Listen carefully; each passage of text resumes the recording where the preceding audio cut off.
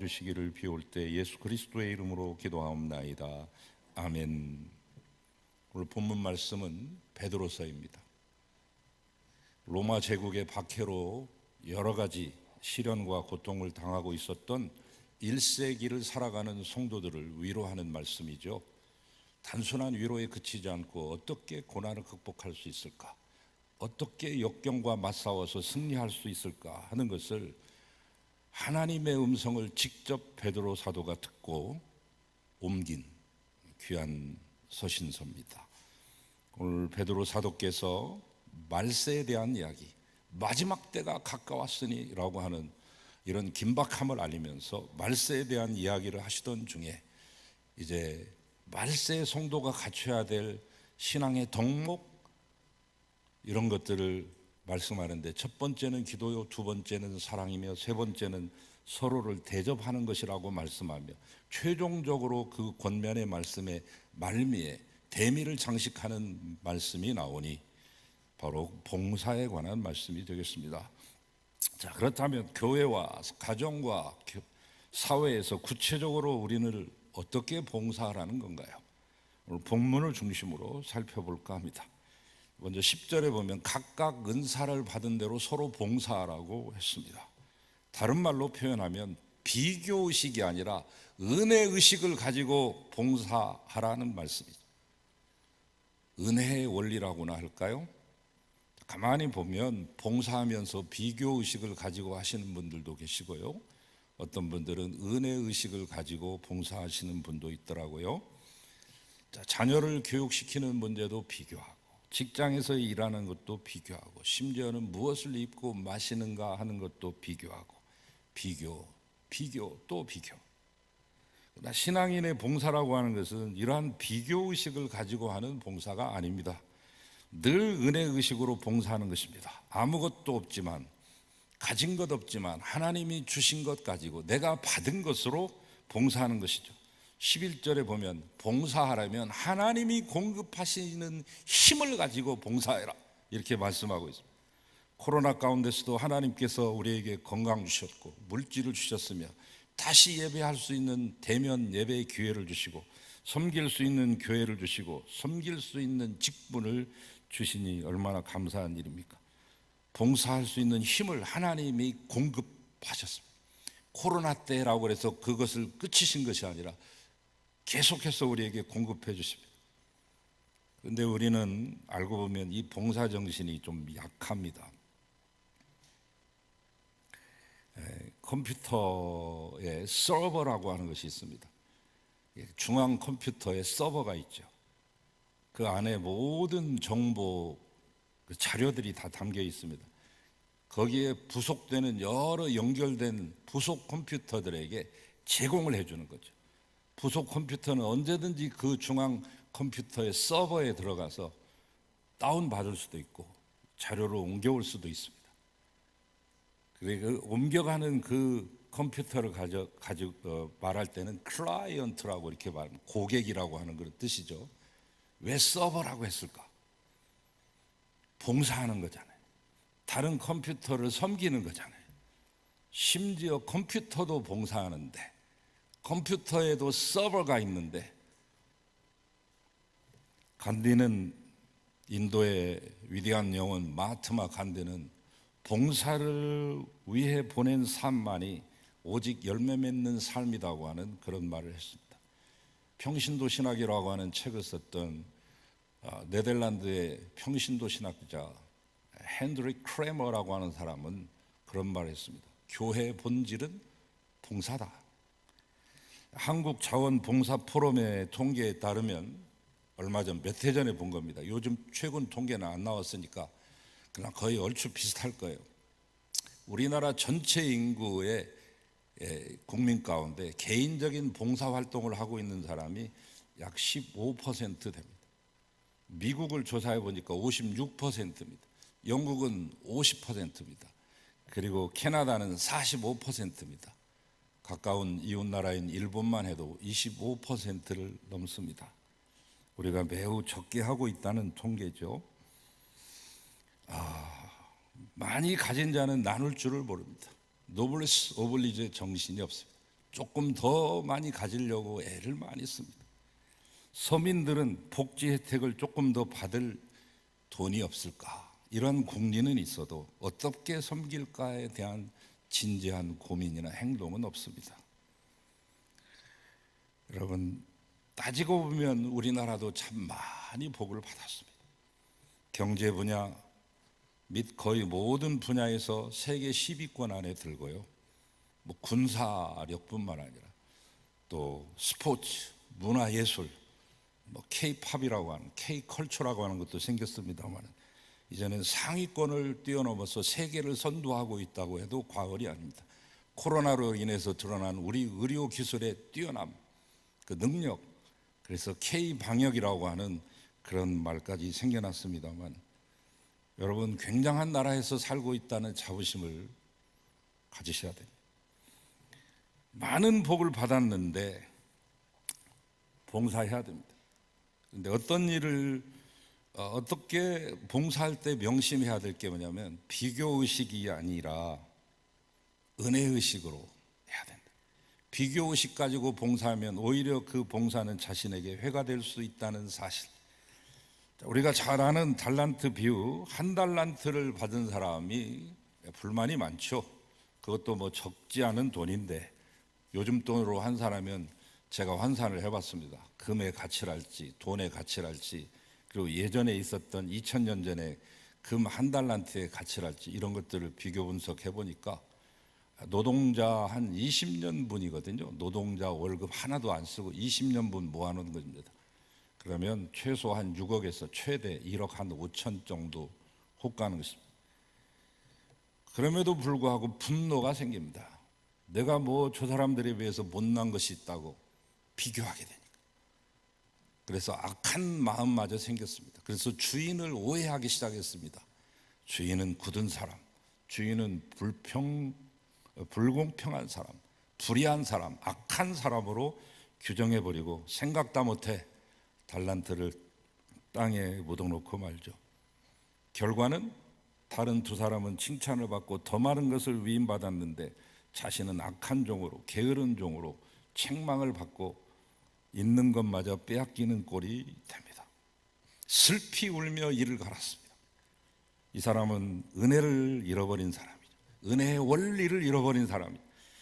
따지고 보면 그 달란트도 자신의 것이 아니잖아요. 그는 받은 것에 대한 만족과 감사가 없었던 겁니다. 가인을 볼까요? 예배를 드리는데 비교의식을 가지고 드립니다. 동생 예배는 받고 왜 내 예배는 도대체 받지 않는 거야? 분노를 품습니다. 그 분노의 대상이 동생을 향하게 되고 마침내 하나님을 향한 원망으로 바뀌며 결국은 살인을 저지르고 말죠. 그래서 비교의식을 가진 사람의 결말은 늘 행복하지 못합니다. 불행해집니다. 봉사라고 하는 것은 은혜의식을 가지고 할 때 진정한 봉사가 될 수 있습니다.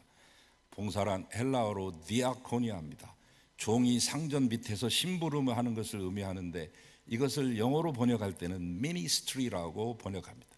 미니스트리라고 하는 것은 부서를 말할 때 또는 장관을 말할 때 또는 목사의 직무를 말할 때 쓰는 표현이 되겠습니다. 그래서 목사를 표현하는 패스터라고 하는 표현이 있습니다만 목사의 직무를 표현할 때는 미니스터라고 말합니다. 그래서 목사를 미니스트리를 하는 미니스터다 이렇게 표현하는 거죠. 심부름꾼입니다. 하나님 밑에서 하는 심부름꾼이요. 여러분의 심부름꾼입니다. 자, 여러분, 받들어 섬긴다 그런 뜻이 미니스트리에 담겨 있습니다. 대가 없이 하는 수고가 봉사입니다. 다른 사람을 이롭게 할 목적으로 자신을 희생하는 것입니다. 자원에서 기쁨으로 해야 봉사가 됩니다. 내가 무엇을 맡았냐는 문제가 되지 않습니다. 봉사는 자존심의 문제가 아니기 때문입니다. 다음, 소유의식, 주인의식이 아니라 청지기의식으로 봉사해야 됩니다. 오늘 본문에 보면은 유일하게 나온 표현이 있어요. 청지기라고 하는 말은 종종 나오고 있는데 그 앞에 타이틀이 붙어요. 선한 청지기라고 하는 것은 이 베드로전서 4장이 유일한 표현입니다. 오늘 말씀을 보면 선한 청지기 같이 봉사해야 된다고 하는데, 고대에 있어서 청지기라고 하는 것은 두 가지 개념으로 쓰여집니다. 두 가지 용어가 있습니다. 디스펜사토르, 또 하나는 빌리쿠스. 디스펜사토르는 분배자라는 뜻이에요. 분배의 의미가 강합니다. 주인의 한 가족 전체의 가사 정리를 책임지고 가족에 필요한 모든 것들을 저장하며 그 필요에 따라 분배한다고 하는 그런 의미의 청지기 디스펜사토르가 있고, 또 하나는 빌리쿠스, 주인의 부동산을 관리하고 주인의 소작인들에게 주인을 대리하는 사람. 자, 이때 청지기라고 하는 것은 관리하고 있는 것을 자기 것이라고 생각하지 아니하며 주인의 뜻대로 주인의 명예와 이익을 위해서 사용하는 것이죠. 청지기란 즉 주인의 것을 맡은 자입니다. 맡을 집, 일사, 그래서 집사가 됩니다. 한 사람의 충직한 종을 일컬을 때, 그 사람의 모든 것들을 낱낱이 알고 있을 때 아무개의 집사라고 하는 표현을 쓰죠. 트럼프의 집사 마이클 코언 언로열티라고 하는 책을 썼습니다. 불충. 내가 지금 대통령에게는 불충이 될지 모르지만 그러나 이 국가를 위해서는 까발려야 되겠다고 해서 트럼프의 모든 것들을 다 까발리는 회고록이 나왔죠. 집사가 한번 까발리면 주인의 모든 것들이 다 나옵니다. 그러나 집사가 그 주인에게 충성하면 그 주인의 잘못된 것까지 다 묻히게 됩니다. 집사는 평생 주인을 위해 사는 사람입니다. 역대의 모든 대통령 가운데도 그 알지 못하는 잡일을 다 맡아서 책임져 준 집사들이 있었기 때문에 그들이 임기를 무사히 마칠 수 있었던 것이죠. 여러분, 주인의 뜻에 맞게 일해야 됩니다. 선한 청지기는 자기 것처럼 일하지 않고 주인의 뜻에 거역하며 일하지 않습니다. 악한 청지기는 모든 것이 자기 것인 양 생각하고 자기 마음대로 일하는 사람입니다. 여러분, 잘 생각해 보시면 시간도 하나님이 맡겨주신 것입니다. 코로나를 통해 우리가 더 느끼는 것이지만 건강도 재물도 지식도 명예도 지위도 직분도 직장도 사업장도 자녀도 교회도 다 하나님이 맡겨주신 것입니다. 그 맡겨주신 것을 우리는 지금 잡고 있을 따름이죠. 그저 청지기입니다. 집사입니다. 때문에 이 청지기 의식 가지고 일해야 됩니다. 내 것이라고 하는 소유의식을 가질 때 그때부터 개인도 가정도 교회도 국가도 병들기 시작하는 거죠. 이스라엘 초대왕 청지기로 부름받은 사울, 성령 충만했으며 준수한 용모를 가진 자고 모든 백성 위에 서면 그냥 저절로 얼굴이 보이는 사람. 왜? 머리통 하나가 더 그 위에 있으니까. 아마 190에서 200은 넘었던 것 같아요. 키가. 효성까지 지극하고 게다가 금상첨화인 것은 겸손하기까지 하잖아요.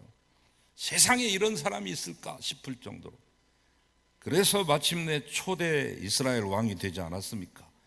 그런데 왜 그랬던 그가 불안과 공포 속에서 살다가 결국은 전쟁터에서 세 아들은 전사하고 자신이 보는 눈앞에서 세 아들이 죽어가는 모습을 보고 자기는 마침내 자살을 해야만 했을까? 무엇이 그의 인생을 이 구렁텅이로 몰아가게 됐을까? 우리는 물어야 됩니다. 그리고 그 질문에 대한 답도 여러분이 찾아내셔야 됩니다. 두 가지 잘못이 있습니다.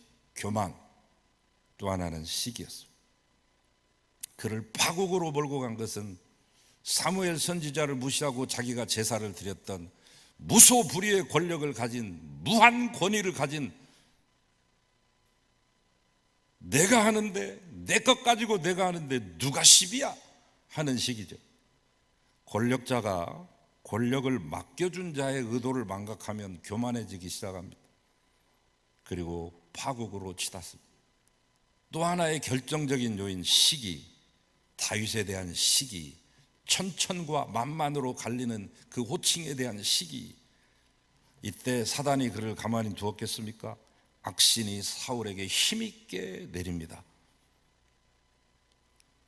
하나님의 종이 되어야 될 사람이 사탄의 종이 되어버리고 말았습니다. 한순간에. 그리고 인생을 돌이킬 수 없는 길로 빠져들게 됩니다. 그렇기 때문에 우리는 모든 것에 있어서 소유의식이 아니라 청지기의식 가지고 실제적인 청지기로 살아가야 됩니다. 세상의 모든 것 다 놓고 갈 것들입니다.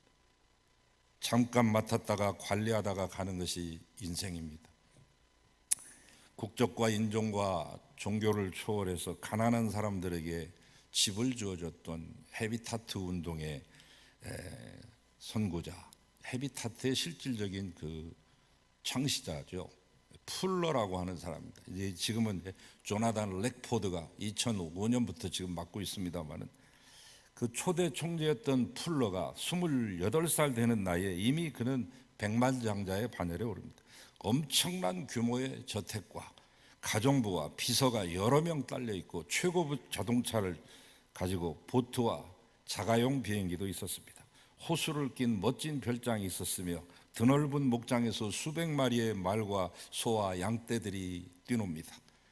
그런데 신앙심 좋던 아내가 어느 날 이렇게 말하고 떠났습니다. 편지를 남기고, 당신은 차라리 돈과 결혼하는 편이 나았어요. 남을 위해 조금도 봉사할 줄 모르는 당신의 삶이 무슨 의미가 있나요? 차가운 이 한마디를 편지에 남기고 친정으로 돌아갔습니다.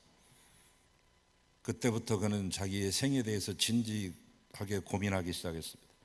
그리고 처갓집을 찾아가서 아내에게 무릎 꿇고 우리 다시 시작하자고 제안합니다. 전 재산을 사회단체에 기부하고 선교사와 시민운동가로 살았던 그 풀러 부부가 76년부터 시작한 사업이 헤비타트 운동이죠. 그들은 청지기로서의 삶을 불태웠습니다. 이것은 진정한 행복을 찾은 것입니다. 요즘 미국의 아름다운 부자로 주목받고 있는 척 핀이 9조 4천억을 기부했습니다. 자기가 가지고 있는 것은 임대 아파트 하나, 그리고 10,000원짜리도 안 되는 플라스틱 시계를 차고 다닙니다. 나의 남은 생애는 이것만으로도 충분하다고 말하면서, 그리고 우리에게 말합니다. 여러분도 해보세요. 가장 행복합니다.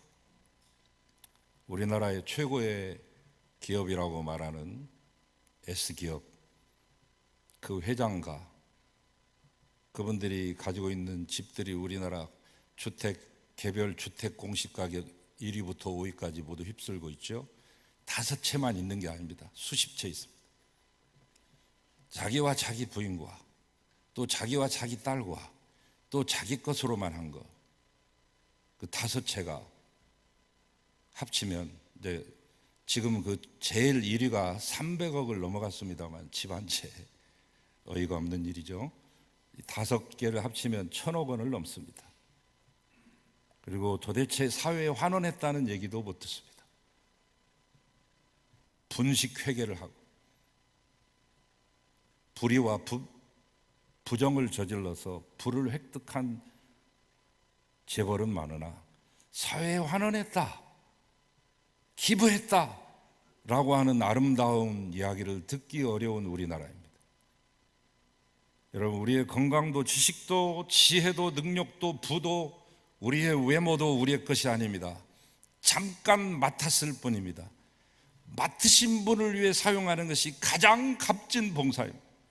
마지막으로 자기 영광이 아니라 하나님 영광의식으로 봉사해야 될 텐데 11절에 보면 하나님이 공급하시는 힘으로 하는 것 같이 봉사, 그리고 설교로 봉사하는 우리 목사나 전도사들이겠죠. 말씀을 전하는 설교로 봉사하는 사람도 하나님의 말씀을 하는 것 같이 하라고 말씀하고 있습니다.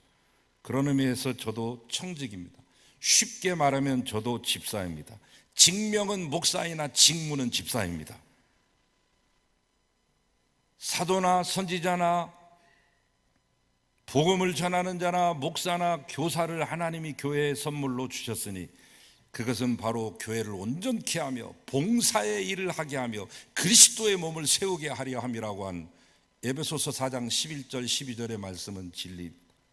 그런 의미에서 저는 집사라고 생각하고 늘 일하고 있습니다. 여러분, 봉사하는 사람은 하나님이 공급하시는 힘으로 하라고 말씀합니다. 왜? 범사의 그리스도로 말미암아 하나님이 영광을 받으시게 하려 함이라고 오늘 그 이유까지도 밝혀주고 계시지 않습니까? 그 봉사는 결과가 자기의 영광을 위한 봉사가 아니라 하나님 드러내기 위한 봉사입니다. 이것이 우리 봉사의 결론이며 봉사의 목적이어야 됩니다. 우리는 이것을 놓칩니다. 실컷 열심히 일했는데, 죽어라고 일했는데, 한국교회가 대한민국 복지의 70% 이상을 차지하면서 죽어라고 일했는데 왜 인정받지 못하는 겁니까? 무엇을 위해 일했는지, 누구를 위해 일했는지를 놓쳤기 때문입니다. 하나님께서는 일하지 않으면서도 주인 노릇하는 사람도 싫어하시지만 열심히 봉사해놓고 스스로 영광받는 것도 싫어하십니다. 우리가 해야 될 봉사는 거창한 봉사만 있는 게 아닙니다. 숨겨진 봉사, 작은 일의 봉사, 다른 사람의 명예를 지켜주는 봉사, 듣는 봉사, 모든 봉사는 공로의식으로 해서는 안 됩니다. 자신의 영광을 거두는 것보다는 하나님께 영광 돌려드려야 됩니다. 여러분, 이 땅에서 영광 다 받으려고 생각하지 마십시오. 사람의 진정한 평가는 그 사람이 떠난 후에 알 수 있습니다. 이제 마지막 한 이야기만 말씀드리고 마치죠. 중증 장애우들을 자식처럼 돌봤던, 아니 지금도 돌보고 계시는 명의 의사 선생님이 계십니다. 김흥동 교수님. 연세대병원에 계시는데 예전에 이분이 인제백병원에 계실 때 그 스토리가 생각납니다. 이분은 이제 소아뇌전증과 간질 분야의 전문이신데 이분의 아버지도 의사셨습니다. 평생 나환자를 돌보시는 그 아버지의 모습을 보고 자랍니다. 아버지가 늘 이렇게 말합니다. 의사는 돈 버는 직업이 아니야. 그래서 그도 그 신념을 물려받고 그것을 실천하기 위해 대가 없는 사랑을 장애우들에게 펼쳤던 것이죠. 그분이 그 인제백병원 근무 당시에 10년째 돌보고 있었던 선천성 근육증을 가지고 있었던, 그러니까 11살 때부터 돌본 거죠. 당시 21살의 김지태라는 청년이 있었습니다. 이 병은 뭐냐면 온몸의 근육이 서서히 약해지면서 각종 합병증으로 인해 서서히 죽어가는 희귀질환입니다. 수개월 전부터 누워 지낼 정도로 병세가 악화됐던 이 김지태 청년은 성탄절 한 달가량 앞두고 밤을 새웁니다. 그러며 1000마리의 종이 거북이를 접습니다. 1000마리의 학도 있고 개구리도 있고 배도 있고 여러 가지가 있습니다만 이 청년은 아마 종이 거북이가 접기가 더 좋았던 것 같아요. 이유는 자신을 아낌없이 돌봐주는, 자식처럼 돌봐주는 그 김흥동 교수에게 성탄절 선물을 주기 위한 것이었습니다. 그는 말했습니다. 제 손가락이 움직일 힘조차 없어지기 전에 선생님에게 선물을 꼭 하고 싶었기 때문에 종이 거북이를 접었노라고. 오늘 남신도 주일로 지킵니다. 이 청년은 자신에게 남은 마지막 힘으로 자신에게 은혜를 베풀어 주는 의사 선생님에게 선물하기 위해 마비된 손을 밤새 주물러 가면서 종이 거북을 접었습니다. 이 청년에 비하면 우리는 아직도 많은 것이 남아있지 않습니까? 남신도 여러분, 사랑하는 송암교회 성도 여러분, 남은 인생 어떻게 보내시겠습니까? 아직 힘이 남았을 때 주의 일에 힘쓰는 여러분 되시기를 축원합니다. 주님 감사합니다. 우리에게 은혜를 주셨사오니 감사합니다. 은혜를 맡은 청지기답게 하나님이 주신 공급하시는 힘으로 봉사하게 하여 주시옵소서. 선한 청지기들이 되게 하소서.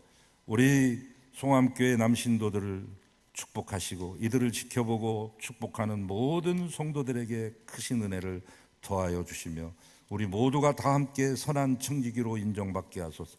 예수 그리스도 이름으로 기도하나이다. 아멘.